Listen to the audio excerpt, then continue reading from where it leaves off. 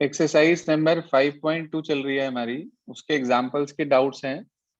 Example number 6 के second part की problem कह रहे हैं आपको डिटर्मिनेंट ए की वैल्यू दे रखी है कितनी, 2 और आपसे कह रहा है A into A determinant A into A transpose की वैल्यू निकालनी। आपको मैंने एक प्रॉपर्टी पढ़ाई थी कि A into B whole determinant बराबर A determinant into B determinant. यहाँ पे बी का काम ए ट्रांसपोज कर रहा है। ध्यान रखना, किसी भी मैट्रिक्स का अगर आप डिटर्मिनेंट निकाल रहे हैं तो जो उसके ट्रांसपोज का डिटर्मिनेंट है वो भी सेम ही होता है। क्यों होता है भाई? मान लीजिए आपके पास एक मैट्रिक्स है 2 4 3 5, ठीक है जी। आपके पास एक मैट्रिक्स है, आपने इसका डिटर्मिनेंट निकाला 5 2 10, 10 माइनस 12 तो -2 आ गया। अब अगर आप इसका ट्रांसपोज निकाल लो, ये इसके डिटर्मिनेंट की वैल्यू आई ए के डिटर्मिनेंट की, अगर आप मान लो इसका ट्रांसपोज निकाल दो, पहली रो पहले कॉलम में, दूसरी रो दूसरे कॉलम में, और मैं आपसे कहूं कि आप मुझे इसका ट्रांसपोज निकाल के इसका डिटर्मिनेंट निकाल के बताओ इस ट्रांसपोज का, तो वो बैठेगा 5 2 10 -12, फिर से कितना आ गया भाई? -2। तो कहने का मतलब ये हुआ कि किसी भी स्क्वायर मैट्रिक्स का डिटर्मिनेंट उसके ट्रांसपोज के डिटर्मिनेंट के बराबर होता है। तो अगर ए डिटर्मिनेंट की वैल्यू 2 है तो ए ट्रांसपोज के डिटर्मिनेंट की वैल्यू भी 2 होगी। तो 2 2 जा आपको क्या मिल जाएगा? 4। बताइए जी, क्लियर हो गया ये वाला पॉइंट? जी सर। Yes sir. इसके बाद एक्सरसाइज 5.2 से कुछ प्रॉब्लम्स हैं शुरू के 4 क्वेश्चन में। पहले वो क्वेश्चंस की प्रॉब्लम बता रहा हूं मैं आपको, देखिए ध्यान से। क्वेश्चन नंबर 1 का कौन सा पार्ट कह रहे थे प्रॉब्लम में? थर्ड। पढ़ना थर्ड क्या है? 3/3 की मैट्रिक्स है सर। 1 3 5 1 3 5 7 9 11 7 9 11 13 15 17 13 15 और 17 17 ये लिखा है भाई हमारे पास, ये आ गया हमारे पास। देखो उसने बोला कि बिना एक्सपेंड करे आपको इसे इवेल्युएट करना। कोई बात नहीं, हम कोशिश करते हैं कि बिना एक्सपेंड करे ये इवेल्युएट हो जाए। तो इसके अंदर आप कोई भी प्रॉपर्टी अप्लाई कर सकते हैं, जितनी भी प्रॉपर्टीज आपको बताई है मैंने उसमें से आप कोई भी प्रॉपर्टी इसके अंदर अप्लाई कर सकते हैं। तो ध्यान से देखो, किसी में कोई ऐड सब्ट्रैक्ट करके आपको कुछ हासिल हो रहा है? किसी में अगर कुछ भी हम ऐड सब्ट्रैक्ट करते हैं तो वहां से क्या हमें कुछ हासिल हो रहा है? हाँ जी, देखिए ये हमारे पास है कॉलम्स। हमने क्या करा, किसी में कुछ ऐड या सब्ट्रैक्ट करके देख लेते हैं, कहीं से कुछ मिल जाए, कुछ पता चल जाए। आपने देखा भाई, अगर मैं इसमें से इस कॉलम में से ये वाला कॉलम माइनस कर दूं तो यहाँ क्या मिलेगा मुझे? 5 में से 3 चले गए 2 2, 11 में से 9 चले गए 2 17 में से 15 चले गए 2 तो 2। अब देखना 3 में से अगर 1 चला जाए, 2 9 में से 7 चला जाए 2 और 15 में से 13 चला जाए तो भी 2। तो भी 2। तो इसका मतलब मुझे ये दिखाई दे रहा कि अगर मैं C3 में से तो माइनस कर दूं C2 पहले, C3 के प्लेस पर C3 में से C2 माइनस कर दिया तो हमने कौन सा कॉलम डिस्टर्ब करा? सिर्फ C3 C3। पहले C1 C2 को अपनी जगह लिख लो, 1 7 13 3 9 15। हाँ जी, C3 में से C2 माइनस कर दो बेटा, आपने बताया 2 2 2। अब आपने अप्लाई करा C2 के प्लेस पर C2 माइनस C1, करना जरा अप्लाई। C2 को डिस्टर्ब करा है सिर्फ C2 को, बोलिए क्या बचा? 2 ही आ जाएगा सर। 2 2 2 2। 2 हाँ जी, तो दो कॉलम आइडेंटिकल हो गए तो इस डिटर्मिनेंट की क्या वैल्यू होगी? 0. देखिए ध्यान से, ये क्वेश्चन नंबर 1 का थर्ड पार्ट है जो आपकी प्रॉब्लम थी। Clear now? हाँ जी सर। जी सर. अगली प्रॉब्लम है क्वेश्चन नंबर 2 का पार्ट नंबर 2। फर्स्ट पार्ट हो गया सभी बच्चों का? Yes sir. चलिए, क्या लिखा है भाई? सेकंड पार्ट पढ़ना क्वेश्चन नंबर 2 का। ABC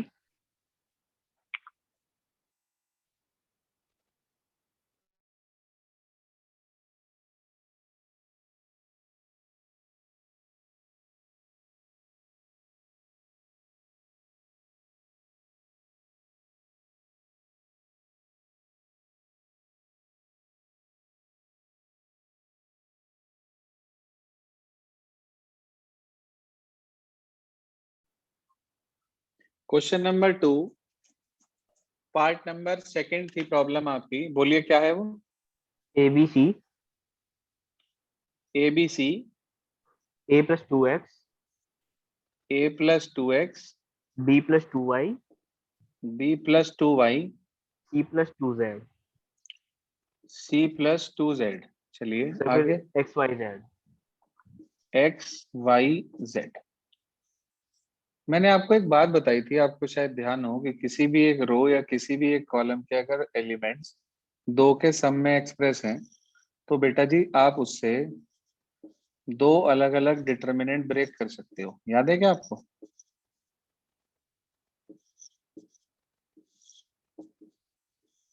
बोलिए, याद है क्या आपको?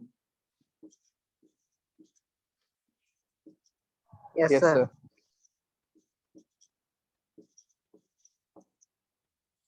जरा इसमें देखना, क्या ये 2 रो आइडेंटिकल हैं? हाँ जी सर. तो कितनी वैल्यू इसकी? 0. 0। बीच वाली रो से क्या कॉमन है? 2. 2. 2। तो ABC XYZ XYZ 2 रो कॉमन आ गई सर.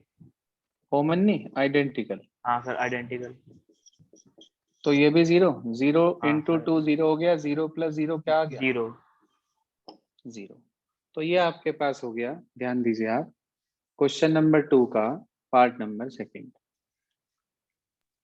सर इसके मैंने बाद सर अगली R2 में से R1 माइनस हाँ, करके निकाल ली. R2 में से R1 माइनस कर दिया। हाँ बिल्कुल ठीक है, बिल्कुल ठीक है, वैसे भी कर सकते हैं। देखो मैंने आपसे एक बात कही थी कि आपके लिए कोई जरूरी नहीं है कि जैसे मैं बता रहा हूँ वैसे ही करें। There are so many veg.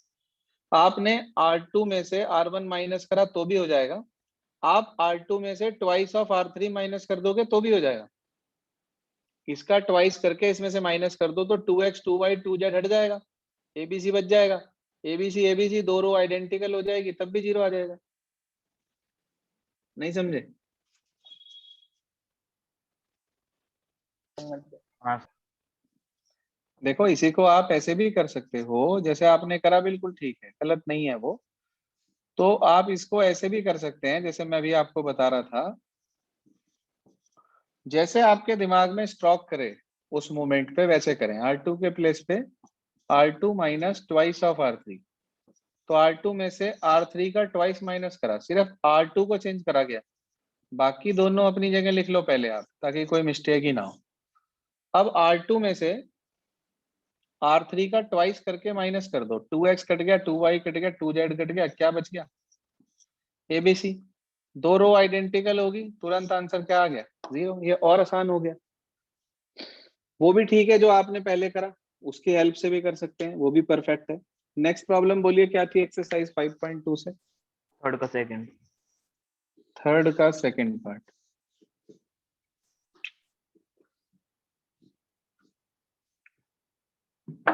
थोड़ा बहुत सिस्टम क्लियर होना शुरू हुआ अब? हाँ सर अब हो रहा है. पढ़ना क्या है थर्ड का सेकंड पार्ट?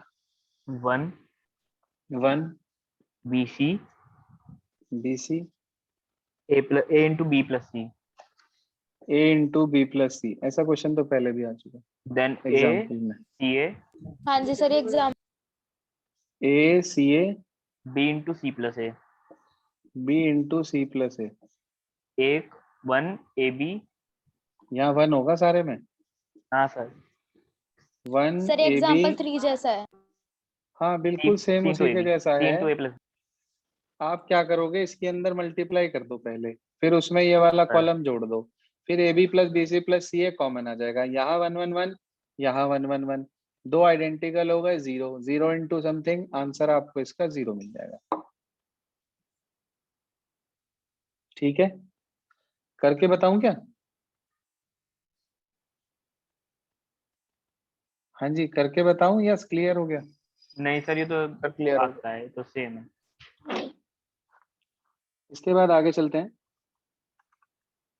नेक्स्ट में क्या कहा? नेक्स्ट प्रॉब्लम क्या थी हमारी? क्वेश्चन नंबर 4 का शायद सेकंड पार्ट कह रहे थे। फोर्थ का सेकंड। 4 का फर्स्ट पार्ट तो प्रॉब्लम नहीं है किसी की?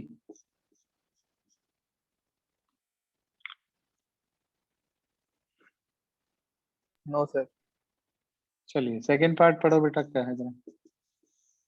ए plus B, A plus B, 2 A plus B, 2 A plus B, 3 A plus B, 3 A plus B, 2 A plus B, 2 A plus B, 3 A plus B, 4 A plus B, 3 A plus B और 4 A plus B, 4 A plus B 5 और 6, 4 A plus B, 5 A plus B 5 A plus B, और sir फिर 6 ए plus B. 6 ए plus B, ये लिखा है। ये है भाई हमारे पास। जरा ध्यान से देखो कि अगर मैं इस वाली रो में से ये वाली रो हटा दूं, R3 में से R1 माइनस कर दूं, तो बी तो कट ही जाएंगे सारे। हाँ सर, 4A में से A चला गया, क्या बचेगा? 3 ए, 3A। 5A में से 2A चला गया, क्या बचेगा? 3A। 3A। और यहां से ये चला गया, क्या बचेगा? 3A। और तीनों में से अगले स्टेप पे 3A कॉमन ले लूं तो क्या बचेगा यहाँ पे?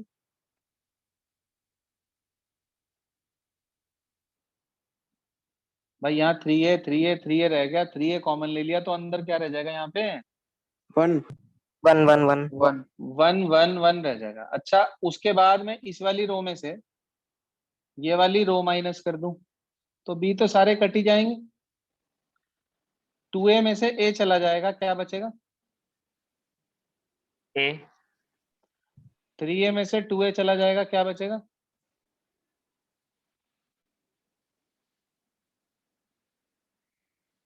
हाँ जी, क्या बचेगा? A। 4A में से 3A चला जाएगा, क्या बचेगा? ए A। तो हर जगह आपने देखा A आ गया, तो आप यहाँ से A कॉमन ले लेंगे, यहाँ भी 1 1 1 हो जाएगा, ये भी 1 1 1, ये भी 1 1 1। क्या हो गया इसका मतलब? आइडेंटिकल वैल्यू क्या होगी? 0। 0। जरूरी नहीं है रो वाइज माइनस करना है, आप कॉलम वाइज भी माइनस कर सकते हो। इसमें से इसे माइनस कर दो, इसमें से इसे माइनस कर दो, तब भी हो जाएगा ये। ठीक है, ठीक है मैंने सर। ऑपरेशन लगाई R3 के प्लेस पे R3 माइनस R1, और R2 के प्लेस पे लगाई R2 माइनस R1। एक बार में दो रो को चेंज करा जा सकता है, दो से ज्यादा को चेंज नहीं करा जा सकता एक साथ। तो पहली रो अपनी जगह लिखी A plus B, 2A plus B और 3A प्लस बी। अब जरा माइनस कर दीजिए, आपने अभी अभी माइनस करा था, R2 में से R1 माइनस करा था तो A आया था, और यहाँ पर 3A 3A 3A आया था, ऐसे ही तो कुछ। जी सर। बीच वाली रो से क्या कॉमन है?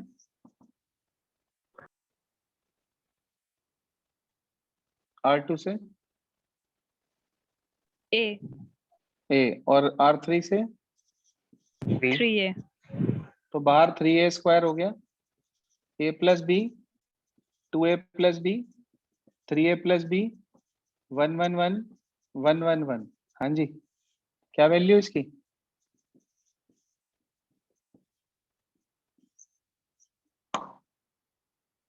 बोलिए।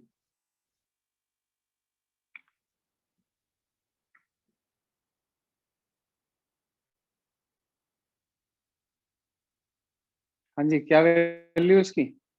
0। सर 0। 0। कोई प्रॉब्लम, दिक्कत, परेशानी किसी को है तो बताइए प्लीज। सर हाँ जी, सर जैसे इसमें 2 ऑपरेशन लगी तो उन्हें हम एक साथ एक बारी में ही लिख सकते हैं। हाँ लिख सकते हैं, एक बार में 2 ऑपरेशन लिख सकते हैं और एक बार में सिर्फ 2 ही रो को चेंज कर सकते हैं। अगर आपने कभी भी गलती से तीनों रो को चेंज कर दिया ना, तीनों रो पे ऑपरेट कर दिया इस तरीके से प्लस माइनस करके, तो आंसर जो भी आए आपको 0 मिलेगी, चाहे आपका बिल्कुल ठीक आंसर आ जाए, 0 मिलेगी।